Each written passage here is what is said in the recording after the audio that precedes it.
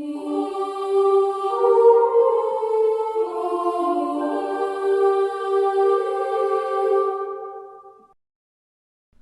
guys, and welcome to the first part of the V-Ray series. In the first introduction video that I uploaded the other day, I briefly went over what we were going to be creating and what we were going to be working with here. So in order to follow along with this tutorial, if you don't have your own scene file, you're going to need to download this scene file, which I have provided for you in the video description of the introduction video. So if you want to follow along, you'll have to download that scene file and open it up, and it also comes with the textures that we're going to be using for this scene.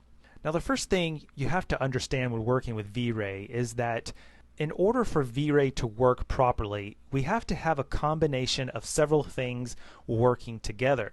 The first thing is we have to enable the V-Ray engine. So we'll go over to the render settings, and we need to go to the General tab here on the left hand side, and then we can activate the V-Ray bridge. So we'll turn that on, and now we get our V-Ray tab over here. So we'll click on that, and here are the V-Ray parameters. So the first thing that I would like to do is just turn on the GI engine. So we need to go over here to Indirect Illumination, and we need to click GI on. That will turn it on. And then we need to choose a preset. Now, until we get around to actually rendering the final image, which is going to be the high quality image, I only want a medium type of preset right now. So what I'm going to choose is a medium non-animation preset, and I'm going to choose number 3 here, which is the IRLC, which stands for Irradiance Map and Light Cache. And a good rule of thumb is that when you want to do interior scenes, your primary bounce needs to be Irradiance Map and your secondary needs to be Light Cache. Now we also have BR, which is listed on some of these, and that is Brute Force. And Brute Force can also be used for interior, but it does take a lot longer to render.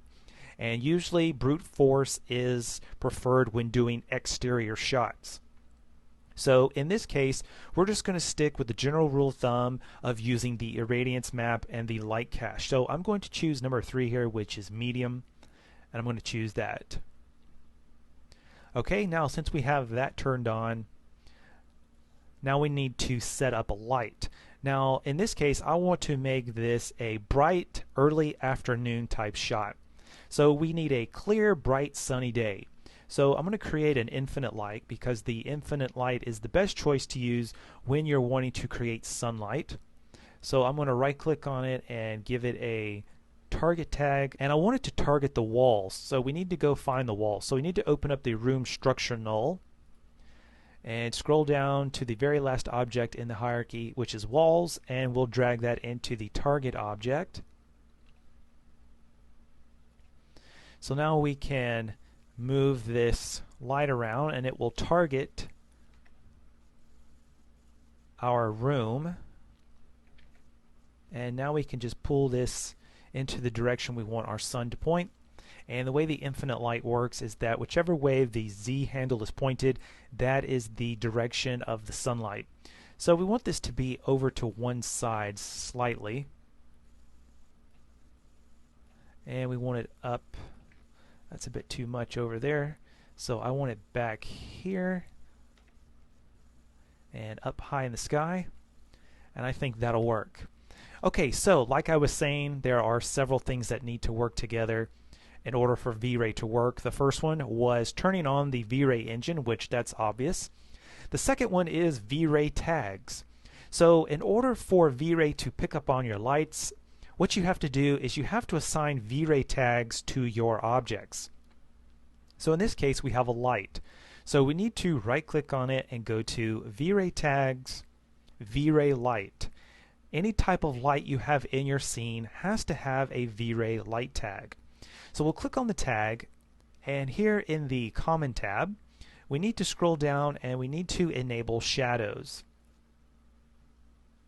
Then we'll go over to the sunlight tab, and we need to activate physical sky. So we'll turn that on, and here we have sun invisible, and what that means is that if you have any reflective type of object in your scene and you want it to pick up any type of highlight or reflections from the sun itself, then you're going to need to leave this option disabled.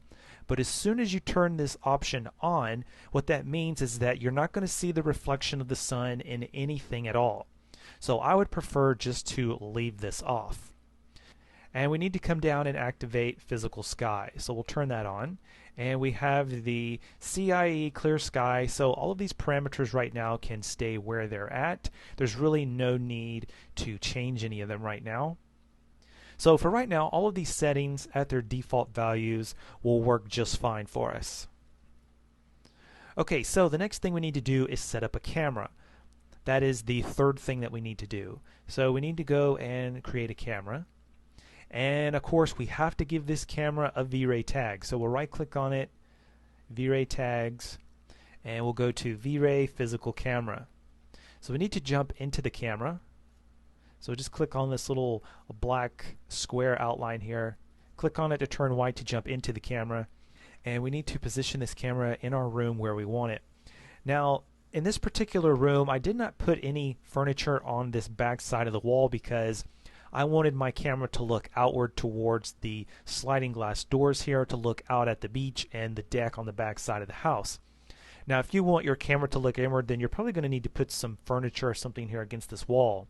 And just to make things a little easier to view here in the viewport, I'm just going to disable the light from being seen in the viewport, and now we can get a better look at this. So I'm going to take the camera in, and I'm going to position it. So the first thing that I see right now is the field of view. You'll notice that we have these darker shaded areas over here, these bars on the side of the viewport on each side. And anything that is being seen within that sidebar area will not be rendered when it comes time to render the image. So what that means is that our field of view is actually within this area here. So we need to position our camera at an angle in which we can pick up a pretty good shot of everything. So I'm just going to move this camera in a little closer.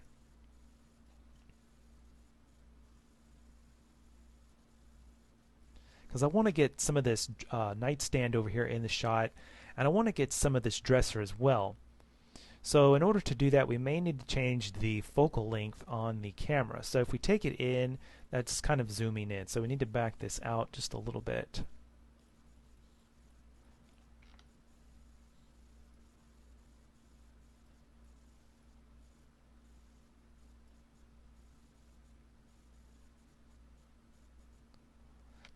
Okay, so a value of 25 is giving us a nice wide look here, and that actually might be a little too much. I'm thinking that towards the end of this we may need to go back and change it back to the default settings, but for now we'll just leave it where it's at to see how this looks. Okay, so now we have our camera positioned in a rough spot, and we need to click on the physical camera tag here, and we need to go into the lens parameters, and this is where we can adjust a few things here, such as the ISO, the f-stop, and the shutter speed values. Now for right now, I'm going to leave all of these at their default setting. So what we'll do now is we'll just make a little preview render with all of these default settings, and we'll see what this looks like.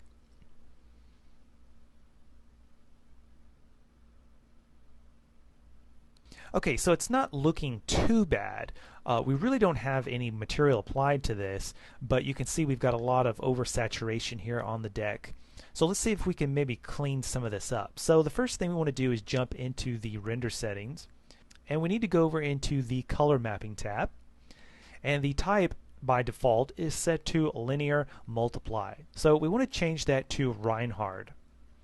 And the burn value here, I'm going to take that down to a value of 0.5, and we need to adjust the gamma value here. So I'm going to change that to 2.2, and I'm going to go back and I'm going to render that again.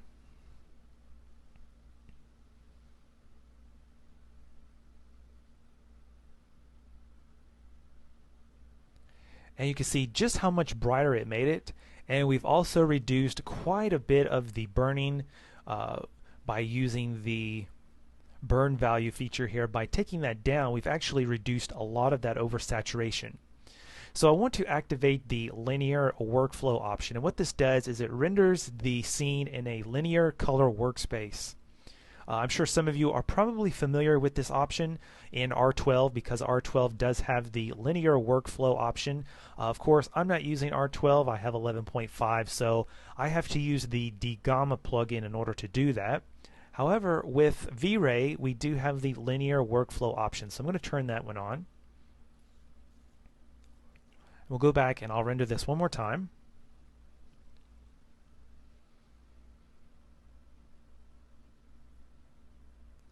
Alright, so I think what we need to do now is just make some adjustments here to the film ISO, the f-stop, and the shutter value. So the first thing I'm going to do is take the film ISO up to maybe a value of 300. And I'll make another preview render again.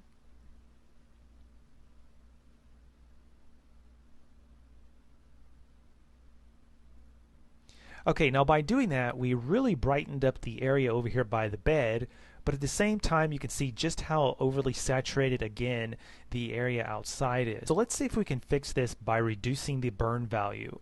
So let's take the burn value down to maybe 0.3.